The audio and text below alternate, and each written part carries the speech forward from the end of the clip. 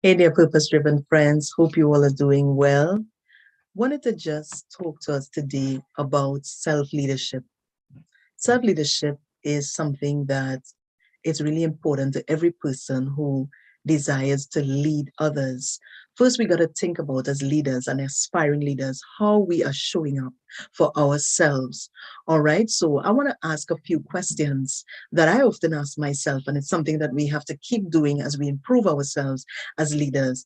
Are you able to influence your own thinking and control your own feelings and thoughts on a day-to-day basis when you wake up and sometimes there's no particular reason why you just feel down, don't feel like getting out of the bed, maybe not feeling like saying your prayer, or just not feeling motivated to go work out? How do you deal with those thoughts as a person who leads others or aspire to lead others in some specific area? Do you accept responsibility for your own actions? That's another thing, right? When you do something, say something, do you fully accept that responsibility for that action? All right. One of the things about leaders is that leaders must accept responsibility. Take, for instance, the CEO of an organization. That person is primarily running the organization. He may have other persons working alongside, but the ultimate outcome, it is as a result of the head decisions. And we understand that in the hierarchy of things, many times we can point fingers and say it's because of this specific person or this specific thing. But at the end of the day, if the company is to show up as a reputable company, let's say there's a recall for a product or a service didn't meet the customer's expectations, that CEO, or matter of fact, you may not really be dealing with the CEO, but when it goes up the hierarchy, that person in charge is going to have to accept responsibility for the recall, all right? And will have most times, someone, either the CEO himself or a representative, PRO, or someone is going to stand out and say, this is what happened, and we apologize and we are rectifying it, and that they would take responsibility for the whole damage control process. All right, so that was just a scenario, but let's move back into self-leadership. Do you really operate in alignment with your own concept, your own values? Do you operate in alignment with that? As a matter of fact, as a leader, we first have to set our own core values, and everything that we do and say and think comes out of those values that we set. And it is important for us to keep going back and revisiting those values so that in terms of our mindset, we operate based on those things. All right. The concept of self-leadership started in 1983 when I researched it.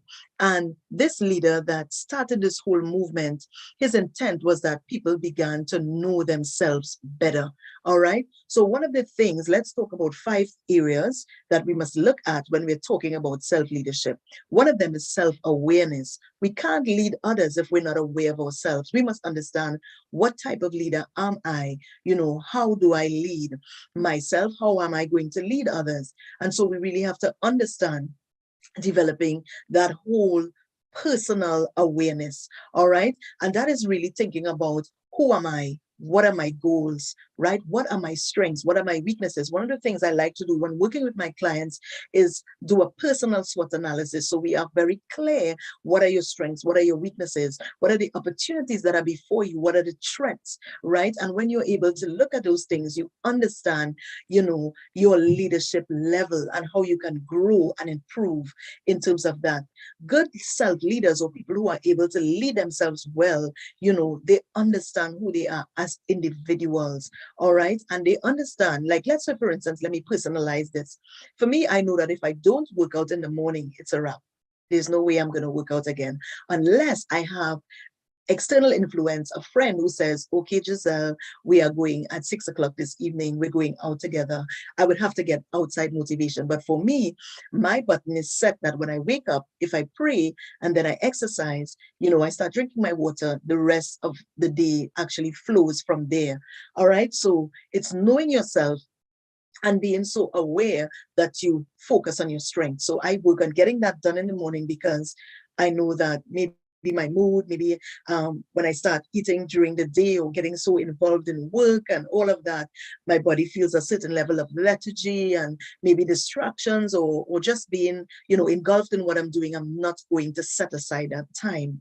So individuals who are self-aware really become more accurate, in terms of building their own self-confidence and really developing themselves to better lead others. So again, self-awareness is one of the things that you really want to focus on if you're working on developing your own leadership, self-leadership, right? Another thing is motivation, right? That's two.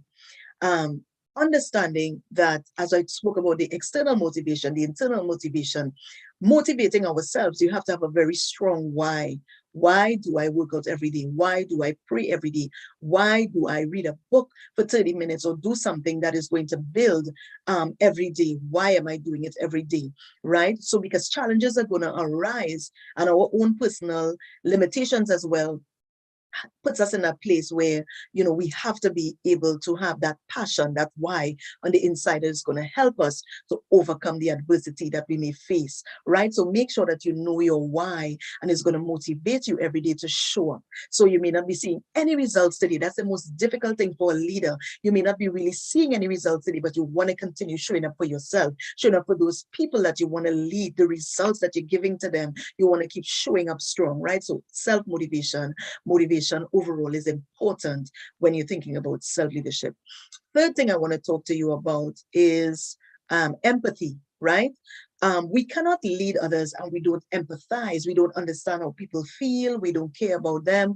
We have to be very discerning. And that's why self-awareness is primary, because when you understand and take time to understand yourself, you can start understanding others. Pay attention to people, pay attention to their likes, their dislikes, have that empathy, respect the person's feelings, how that person feels and all of that in terms of dealing with them. Saying things like, I understand how you feel, trying to put yourself in that place of understanding the person's pain, the person's point of view.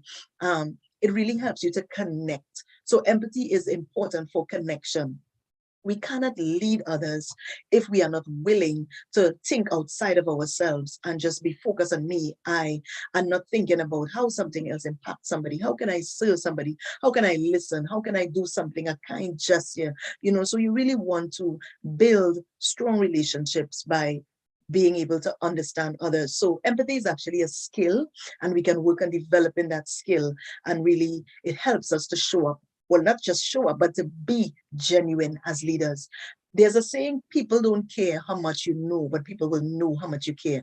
And a leader who cares, people will follow that leader, because that care and compassion helps to influence change in the person's life.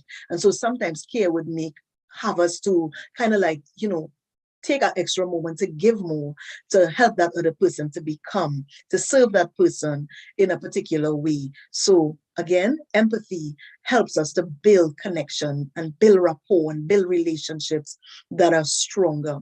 All right. Also want to talk to us about a fourth one, which is self-regulation, right? That's being able to regulate your own emotions. Emotions are so fickle, all right? It's like the weather, the sun comes up, then the rain, then it's cloudy. That is how our emotions are. Now, if a person has substance, and that's why for me, I say praying is important. Connecting to God is very important at the beginning of my day, because that's my source of strength. So when I connect to him first, I talk to him about maybe how I'm feeling. I get past all those fickle things. And then I go into, all right, what are you saying to me now? Or maybe that day I may take that time to pray for a friend or a loved one, and spend that time just praying for a particular situation, praying probably for, my family, praying for, I'm a believer, I'm a ministry leader, so I may be praying for the church, praying for other leaders. So again, you really want to be able to regulate your own emotions and your thoughts. And sometimes, turning away, or let's say, sometimes just deflecting, just looking at, putting that attention on praying for someone else, serving someone else, can really help us in terms of our own emotions. But let's reel back in, right? I think I reeled out a little bit there. Let's reel back in and talk about that internal, set of thoughts and feelings and all of that is happening. Being able to regulate those things and say, I refuse to get up this morning feeling in this down mood for no reason at all. I refuse to go through this day and just allow myself to not do what I'm supposed to do because I'm not feeling with it. So let me take charge of my thoughts, right? Let me begin to think this through now. I may not be able to figure out why am I feeling this way. But if I start with my morning routine, pray, drink my water, exercise, maybe that morning you need to go motivate yourself back with something that read over your vision, focus on something, go back there. And you really just want to be able overall to regulate your thoughts, take control of your thoughts, and not live and not be that person who's driven by your emotions. I want to encourage any person who doesn't want to, live based on feelings, really live in alignment with your purpose, your passion, your why, your call. And that is why it is very important to establish those things in the first place. If we don't have core values, if we don't have a vision, if we don't have a personal mission for our lives, if we don't know our why, it's difficult to even talk about regulating your feelings, regulating your emotions, and taking charge. All right. So last and not least, because there's more, I want to talk to us about accountability. All right. And that is, again, taking that responsibility for your thoughts, for your actions, for your decisions. Say, okay, today I did not show up strong for myself. I did not, eat well today.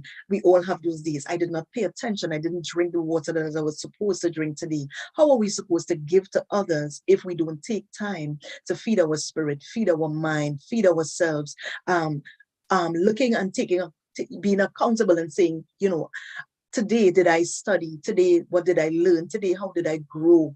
Did I waste my time and my mind on things that wasn't building, things that wasn't, constructive? So you want to really take that whole personal accountability. It means really not blaming someone else and say, well, because of my boss, because of my child, because of my husband, this happened today. No, it's not because of that. It's because you could have taken that responsibility. And we understand there are the days when, things happen, but we really want to take responsibility for our actions as leaders. All right. So as a leader, it is important to be accountable. It is important to have strong accountability. And even at times, keep building that way inside of us when we talk to ourselves, when we reflect at the end of the day, when we go over that day, that we realize, okay, I may not have been as productive. This is what I can do better. This is how I can serve better. This is how I can live better. So for me, my mantra is live better, do better, be better. So I often look at how can I live better? How can I do better? And there's always a solution. There's always an answer. It's just about us finding it, and it's just about us being accountable. So I want to introduce you, some of you who haven't been there before. And for those of you who had, I would like you to click on the link below and register. For the Path2Purpose Blueprint Webinar. It's going to be tomorrow evening at 7:30 p.m. Eastern. All right, we're going to spend just about 30 minutes talking about things like vision, mission, goals, values. It's going to be a nice way to, spend your Friday evening as you listen to just go back and reflect on your own why, your own vision, your own mission, and also think about what will it take to go to the next level. If, for instance, something that I said resonated with you and you would like to work with me, please let me know. It will be an honor to work with you and to help you realize your goals, whether that be to birth something entirely new or to grow and to scale something that you're already doing, whether it means a one-on-one call for strategy, or you want to go the full way and say you want to enroll in my coaching program. And I don't really call it a coaching program. It's actually a family program where we come together and we realize for each person, what is their why? What are they doing? What is their vision? What is their mission? That clarity, and then what actions they need to take to carry that thing out to the end. All right, so join me tomorrow at 7:30 p.m. for Path2Purpose Blueprint Webinar, where we're going to look into those things. And also, I'm going to offer you the opportunity to work with me so that I can help you to achieve greater success. Remember, we can do anything that we desire to do because greater is He that is in you than he that is in this world. God bless you. Have a blessed and purposeful